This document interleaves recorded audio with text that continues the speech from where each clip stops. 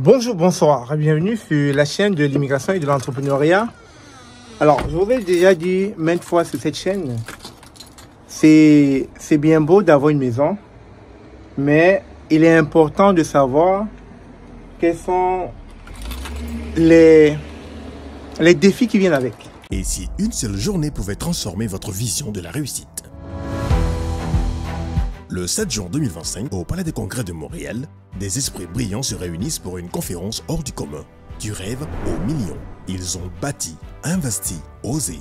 Aujourd'hui, ils partagent avec vous les clés de la liberté financière.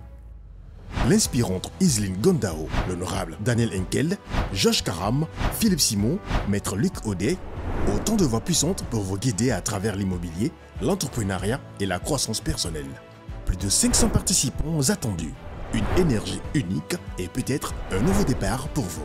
Réservez votre place maintenant sur iseline2025.eventbrite.ca.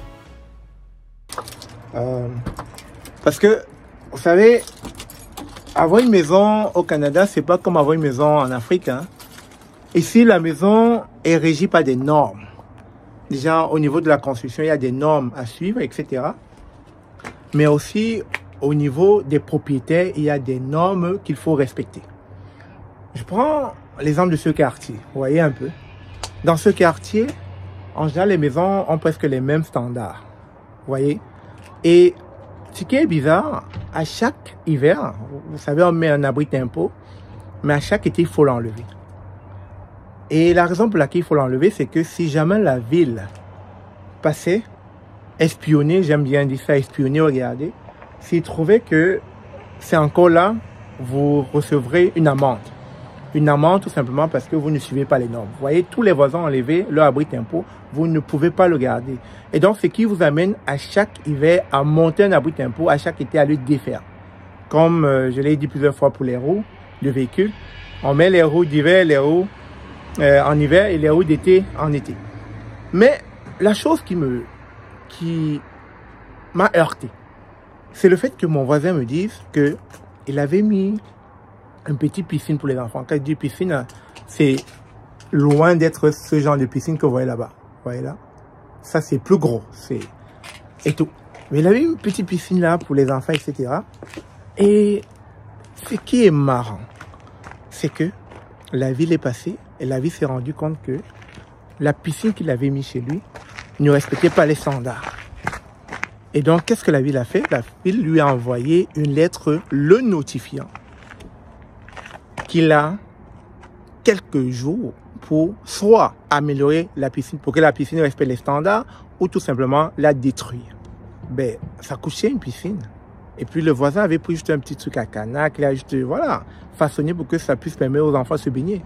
Il l'a détruit parce qu'il ne pouvait pas aller se permettre une piscine qui non seulement est très coûteux, mais avec l'entretien, etc., vous comprenez un peu ce que je veux dire, les pompes, tout ça, l'entretien, etc. Donc, il a quasiment détruit la petite piscine qu'il avait fait pour les enfants, tout simplement parce que c'est comme ça au Canada. Votre maison ne vous appartient vraiment pas à la fin de la journée, parce que vous ne pouvez pas vous permettre de construire, voilà, l'arrière de sa maison. Vous allez voir peut-être que l'arrière est grand. Il peut décider peut-être d'y construire une autre maison ou bien un petit studio à côté.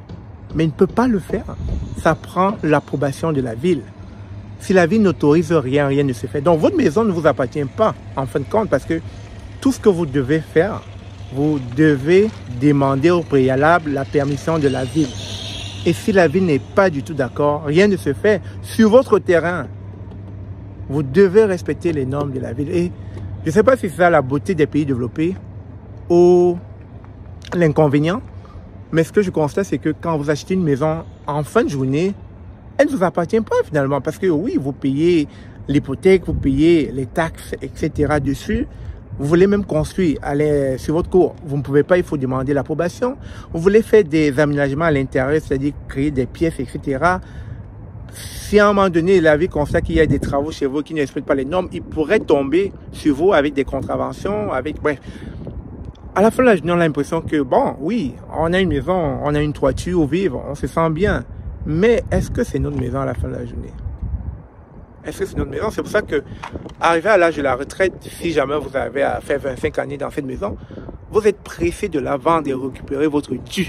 Parce qu'à la fin de la journée, vous ne pouvez même pas la garder. Parce qu'à chaque année, même quand la maison est totalement payée, vous allez payer quand même les taxes dessus. Comme par exemple, la taxe scolaire, la taxe municipale, vous allez les payer. C'est automatique. C'est ça les standards, c'est ça les standards d'une telle société qui nous poussent au quotidien à respecter les normes. Parce que si ces normes-là ne sont pas respectées, et je peux comprendre aussi d'un autre côté, on aura des maisons qui ne respectent peut-être pas la même nomenclature. Il y aura des châteaux, il y aura des petites maisons. On verra rapidement la différence entre le riche et le pauvre. Mais en gardant un peu ce genre de normalité, de standardisation, ça permet à ce que personne ne sorte du lot et crée de l'envie auprès d'un voisin peut-être qui n'a pas les moyens de s'offrir le même type de maison. Donc comme ça, tout est standardisé, tout se ressemble. Et puis voilà, ça fait le bien-être de la ville et de ses citoyens. C'est ce que je comprends à la fin de la journée. Donc avoir une maison au Canada, à la fin de la journée, c'est un investissement selon moi. C'est un investissement sur du long terme. Quand vous avez votre maison, vous décidez d'investir sur du long terme parce qu'au bout d'un certain temps, vous allez la revendre et occuper votre argent. Mais dites que c'est votre maison, que vous allez en faire ce que vous voulez, jouer dedans.